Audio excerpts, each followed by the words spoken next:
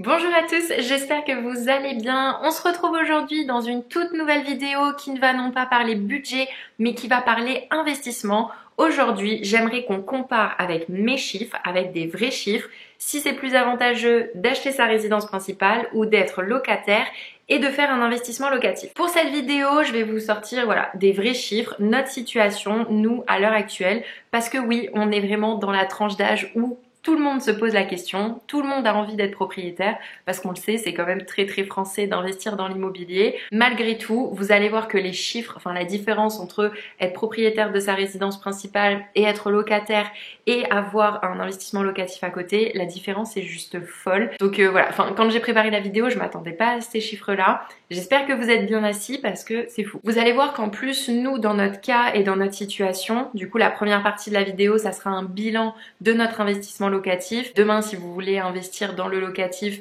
les choses à penser, etc. Et ensuite, on comparera avec des vrais chiffres, résidence principale et investissement locatif. Pour ceux qui me connaissent pas, je m'appelle Claire et sur ma chaîne, vous pouvez retrouver des vidéos budget, investissement, lifestyle. Donc si ce thème-là vous intéresse, n'hésitez pas à vous abonner. Si jamais ce genre de vidéo vous plaît, n'hésitez pas à mettre un maximum de petits pouces bleus. Et je dois vous le dire, avant de commencer cette vidéo, je suis plutôt très fière de moi parce que je l'ai vraiment très bien préparée.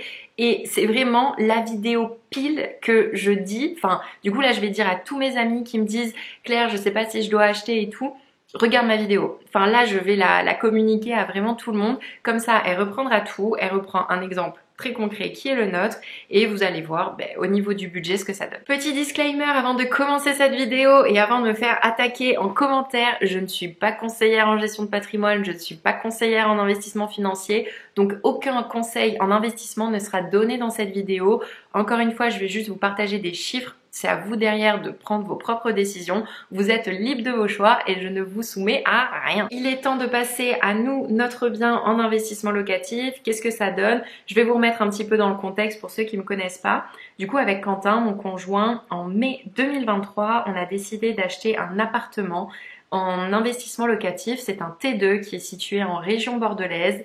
Il fait, je crois, 43 mètres carrés. Il a un petit jardin et il y avait une locataire déjà en place. À l'heure actuelle, l'appartement est loué nu, c'est-à-dire qu'on n'a pas mis de meubles dedans. En fait, on a tout simplement gardé la locataire qu'on avait déjà et voilà. Au niveau de la gestion du bien, parce qu'on veut avoir le moins de problèmes possible et le moins de choses à s'occuper, on a une gestionnaire qui s'occupe du coup du bien et on a pris une garantie des loyers impayés, c'est-à-dire que si demain la locataire arrête de payer, on a une assurance qui nous aide. Qu'est-ce que je peux vous dire au niveau de mon investissement locatif? Qu'écoutez, il se passe plutôt bien, en tout cas à l'heure actuelle, on est quand même sur du cash flow qui est négatif, c'est-à-dire que pour financer ce bien, on est obligé de rajouter de l'argent tous les mois. Donc qu'est-ce qu'on a dessus? On a une ligne de crédit, donc on a pris notre crédit au LCL. En mai 2023, on était à un taux à 3,09%.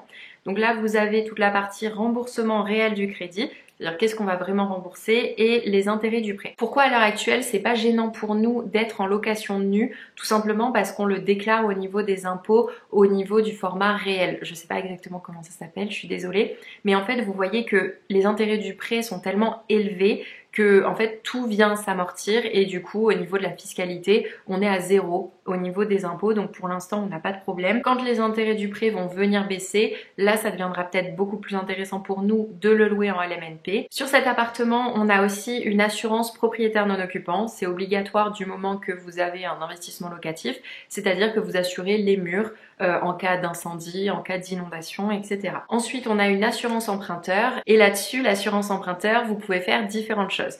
Déjà, il faut savoir que plus vous allez investir jeune et sans problème de santé, plus l'assurance emprunteur sera basse. Au niveau de l'assurance emprunteur, il faut que le crédit soit couvert à 100%. Si vous êtes deux co-emprunteurs comme nous, vous n'êtes pas obligé de prendre 100% et 100%. Dans notre cas, étant donné que c'était un investissement locatif, on a fait du 50-50 pour faire les 100% au total. Ce qui fait que si demain, quand un décède perd son emploi, je sais plus exactement ce qu'on a dans notre assurance, mais globalement, s'il lui arrive quelque chose, je toucherai 50% de la mensualité du crédit qui me sera remboursée. Et en plus de ça, je continuerai à toucher les loyers. C'est pour ça que dans notre cas, on n'a pas voulu prendre du 100% pour les deux. Si jamais vous achetez votre résidence principale, c'est forcément différent, étant donné que vous aurez à payer la totalité des mensualités du crédit. C'est donc plus intéressant de prendre du 100%. Si demain, il arrive quelque chose au co-emprunteur, au moins vous avez avez la totalité du crédit qui vous est remboursé. Ensuite vient le point le plus crucial pour moi au niveau d'un investissement locatif, les charges de copropriété. Les charges de copropriété, ça peut vraiment, mais vraiment venir plomber tout ce que vous avez étudié. L'objectif, avoir les charges les moins haute possible. C'est pas grave, limite j'ai envie de vous dire de payer un bien un petit peu plus cher si derrière vous n'avez pas des grosses charges de copro. Voilà, les charges de copro vraiment ça vient plomber. Vous voyez, moi c'est très divers. Les plus grosses charges c'est parce qu'on a eu une installation de caméra dans la résidence, mais c'est quand même une somme en fait qu'il faut sortir tous les mois. Le locataire paye une petite partie de charge, j'aurais pu lui mettre une plus grosse, après franchement ça sert pas à grand chose, au niveau du loyer c'est déjà assez élevé, mais voilà, les charges de copro, faites très attention à les scruter dans les moindres détails, notamment tout ce qui est travaux à venir avant d'acheter un bien. Ensuite, comme je vous le disais, j'ai une gestionnaire, du coup une gestionnaire qui me coûte à peu près 30 € par mois. Elle gère absolument tout, c'est-à-dire qu'elle va faire 2 visites par an dans le bien, vérifier si tout est en état. C'est elle qui prélève les loyers, c'est elle qui nous paye notre loyer. Elle fait vraiment tout. Si jamais demain on a un changement de locataire, c'est aussi elle qui s'occupe de nous en retrouver un nouveau, moyennant finance forcément. Mais voilà, on a vraiment voulu prendre une gestionnaire pour juste encaisser entre guillemets les loyers et ne s'occuper de rien d'autre. Ensuite, comme je vous le disais, on a pris la garantie des loyers impayés. Ça, c'est pas quelque chose qui est obligatoire.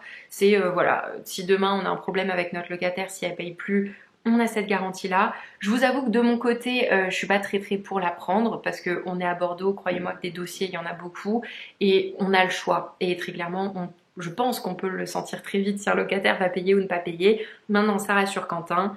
Sur cet investissement-là, je vais pas dire qu'on n'est pas à 20 € près, mais voilà, écoutez, on se fait un resto de moins dans le mois et à la place de ça, Quentin est très serein. Ensuite, la taxe foncière. Alors vous voyez que au début de l'investissement, on l'a pas payé tout simplement parce qu'on a payé le prorata au moment de l'achat du bien, mais la taxe foncière, là aussi, faites très attention, notamment la première année où vous ne payez pas les mois de novembre et de décembre, donc pensez à tout bien lisser. Voilà, la taxe foncière, nous, de notre côté, elle est assez élevée, comme je vous ai dit, on est en région bordelaise, donc ça pique un petit peu quand même pour un T2, et du coup, je ne vais pas vous détailler, si on avait plus grand, ce serait encore plus compliqué. Et ensuite, bon bah là c'est tout ce qui rentre pour nous tous les mois, c'est le loyer et les charges. Au niveau du loyer, il y a une clause sur le contrat qui est la révision annuelle des loyers en fonction de l'indice de revalorisation. Du coup, on l'a mis en place et c'est pour ça que notre loyer augmente au fur et à mesure. Sur Bordeaux, on est dans une zone réglementée, du coup on ne peut pas faire n'importe quoi au niveau des loyers. On n'est pas dans Bordeaux même, du coup il n'y a pas de plafond maximum. Mais par contre, voilà, on ne peut pas augmenter plus que l'indice de revalorisation. Sur cette étude-là, il n'y a donc pas les impôts, il n'y a pas la CSG, il n'y a pas les prélèvements sociaux, etc. Tout simplement parce qu'à l'heure actuelle, on n'en a pas. Je les mettrai quand on aura les premiers prélèvements, mais à date, on n'en a pas. Et du coup, vous voyez qu'au niveau des cash flows, donc ça c'est le cash flow, c'est ce qu'on a été obligé de rajouter pour venir à l'équilibre et du coup pouvoir financer notre investissement locatif. En moyenne, si on prend globalement, on est à peu près à 395 € par mois, donc tout compris par contre, mais vous voyez que c'est quand même une certaine somme. À l'heure actuelle, du coup, au vu de l'apport qu'on a mis et de tout le cash flow qu'on a payé, pour ne pas perdre du tout d'argent, il faudrait qu'on revende l'appartement 203 000 €. C'est absolument pas possible à l'heure actuelle, du coup on va garder l'appartement un petit peu encore. Mais vous voyez que voilà, tous les mois en fait ça va vraiment varier. On est parti de 203 430, on est à 203 035. Ça suit plutôt son cours, on a déjà baissé, on n'a pas augmenté, c'est déjà plutôt pas mal. Voilà du coup au niveau de notre investissement locatif, il est temps de passer à l'étude. Pourquoi est-ce qu'on a choisi d'être locataire et d'avoir un investissement locatif et de ne pas s'acheter directement notre résidence principale? Je veux juste remettre un petit truc quand même. C'est que non, ne croyez pas que ça me fait plaisir d'être locataire. J'aimerais bien être chez moi, j'aimerais bien pouvoir mettre la déco que je veux, j'aimerais bien me sentir bien chez moi. Mais quand vous allez voir la différence qu'il y a entre locataire et propriétaire, tant pis, la déco, vous savez quoi, ça passera. Et au pire, je changerai les choses avant, enfin, on trouvera une solution. Du coup, je vais vous donner nos vrais chiffres, comme ça vous aurez vraiment tous les éléments. Donc, dans le premier cas, c'est si jamais on voulait s'acheter notre résidence principale qui correspond à l'appartement qu'on loue. C'est-à-dire un T3 situé en région bordelaise, donc un appartement, Bon après oui, j'habite à Bordeaux, donc c'est, à côté de Bordeaux, donc c'est plutôt assez cher. avec un crédit à 3,09%. C'est plus le cas à l'heure actuelle, mais on se met vraiment dans la même situation pour comparer ce qui est comparable. Petit point aussi que j'ai enlevé, c'est toute la partie apport, etc. Là, je veux vraiment qu'on prenne juste en compte le bien, le patrimoine net, ce que ça représente. Donc on oublie les apports, on oublie le cash flow, on oublie tout ça. Du coup, au niveau des mensualités du crédit, on serait sur des mensualités à 1340 euros. Mais ouais, ça commence à faire une sacrée somme quand même, 1340 euros de crédit tous les mois. Ensuite, au niveau de l'assurance emprunteur, du coup, comme je vous disais, là-dessus, on serait parti plutôt sur quelque chose à 100% chacun. Du coup, je pense qu'on serait aux alentours des 50 euros. Là, c'est une estimation, j'ai pas le chiffre exact. La taxe foncière, vu qu'on a un petit peu plus grand, elle serait forcément un petit peu plus élevée. Du coup, j'ai prévu 125 euros. Les charges de copropriété, pareil, étant donné que le bien est un petit peu plus grand, on serait, je pense, sur à peu près 120 euros par mois. Et les frais d'entretien et de travaux qui sont liés à l'appartement, voilà, les frais divers, je pense qu'on serait à peu près à une centaine d'euros par mois. Du coup, si on devait tout ajouter, ce que me coûterait d'acheter ma résidence principale, on est sur 1735 euros par mois. C'est beaucoup, ça fait mal. Maintenant, on prend le cas de notre investissement locatif. Donc, au niveau de l'achat du bien, on l'a payé 185 000 euros à 3,09%. Du coup, au niveau des mensualités du crédit, on est à 873 euros. On a une assurance emprunteur à 18 euros, une taxe foncière à 80 euros par mois, des charges de copropriété à environ 100 euros par mois, j'ai fait du grosso modo. Les frais d'entretien et de travaux, 50 euros par mois, il est un petit peu plus petit, bon, j'aurais pu un petit peu plus les gonfler. Et mes frais de gestion et ma garantie des loyers impayés. Ça nous fait un total, donc là je ne compte pas encore le loyer du locataire, etc., à 1171 euros par mois. Maintenant, si je viens rajouter le loyer de notre locataire, qui est d'environ 700 euros par mois, mais par contre je viens déduire notre loyer qu'on paye tous les mois, au final on est sur 1246 euros par mois. Donc vous voyez que là, si j'avais ma résidence principale, allez, on va dire mon pack logement me coûterait 1735 euros, alors que là, d'être locataire de quasiment le même bien, plus propriétaire d'un investissement locatif, le pack logement me coûte 1246 euros. On a un gap de 500 euros entre les deux. Franchement, je m'attendais pas à avoir un si gros écart. Je savais qu'il y avait un écart, mais de là à 500 euros par mois, je trouve que ça fait beaucoup. Du coup, si on calcule au bout de 25 ans, parce que vous allez me dire, oui mais Claire, l'autre, il est forcément plus grand, donc il va te rapporter plus d'argent. Vous allez voir que oui et que non. Au bout de 25 ans, sachant qu'on considère en immobilier que tous les ans, le bien est revalorisé, j'ai pris une revalorisation de 1% par an. Au bout de 25 ans, le bien, on pourrait le vendre 359 000 euros. Là, c'est si, voilà, il prend 1% de valeur tous les ans. Si jamais c'était mon T2, du coup, l'appartement qu'on a en investissement locatif, il ne vaudrait que 237 250 euros. Donc vous voyez que oui, si vous faites uniquement de l'immobilier, que ces 500 euros là, juste vous les gardez pour vous et vous en profitez pour vous acheter des nouvelles choses, d'avoir un niveau de vie qui est supérieur, etc. Oui, vous êtes plus perdant à avoir votre investissement locatif qu'à avoir votre résidence principale. Maintenant, c'est pas là l'objectif, vous l'aurez compris. L'objectif va être d'utiliser ces 500 euros pour essayer de les investir et essayer de gagner encore plus. Dans mon cas, vous le savez, vous le voyez tous les mois sur mon budget, j'investis 300 euros par mois en bourse. Du coup, juste ici, on a des petits graphiques. J'ai utilisé l'application Finari. Cette partie-là du site est un calculateur d'intérêt composé. C'est-à-dire qu'ici, j'ai mis qu'en capital initial, je n'avais rien. Je mets 300 euros par mois pendant 25 ans avec un taux d'intérêt à 7%. Sachant que 7%, on est plutôt sur quelque chose d'assez bas quand on voit ce que peut vraiment générer la bourse. Après, je préfère me placer un petit peu plus bas pour derrière avoir des meilleures surprises. Du coup, si on a un rendement de 7% par an et que les intérêts sont versés tous les 12 mois, alors qu'en vrai, moi, vu que je suis principalement sur des ETF accumulants, c'est plutôt versé tous les mois, mais bon. J'ai mis tous les 12 mois. Je viendrai toucher avec ces 300 euros 227 000 euros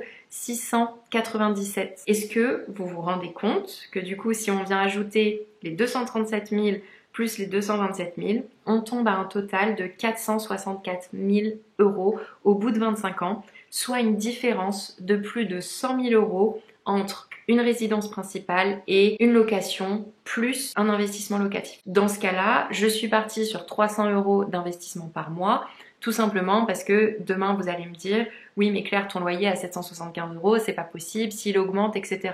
je suis d'accord. Mais vous voyez que même si mon loyer augmente de 200 €, je peux toujours continuer à investir mes 300 €, il n'y a pas de souci. On est dans une situation qui est très largement faisable. On va partir pour vous faire un petit peu plus rêver et vous rendre compte de la puissance des intérêts composés, notamment au niveau de la bourse.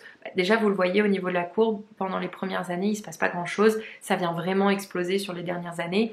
J'ai envie de vous dire, exactement comme au niveau du crédit immobilier, j'ai regardé si jamais même je voulais rembourser mon crédit immobilier au bout de 15 ans, mais en fait je crois qu'il me reste presque 100 000 € à rembourser, enfin c'est juste fou, alors que les derniers mois, étant donné qu'il y a quasiment plus d'intérêt dessus, c'est quasiment rien. Donc en fait, le schéma que suit cette courbe, l'immobilier la suit aussi. Du coup, la deuxième simulation, c'est dans le cas où je viens mettre 400 € par mois d'investissement en bourse. Et là, on se retrouverait avec un capital final de 303 000 €, soit presque 80 000 € de plus. Et si jamais je venais mettre les 500 €, du coup, c'est-à-dire vraiment je prends la même somme que si c'était ma résidence principale et je le mets en bourse, je serais à presque 380 000 € de capital.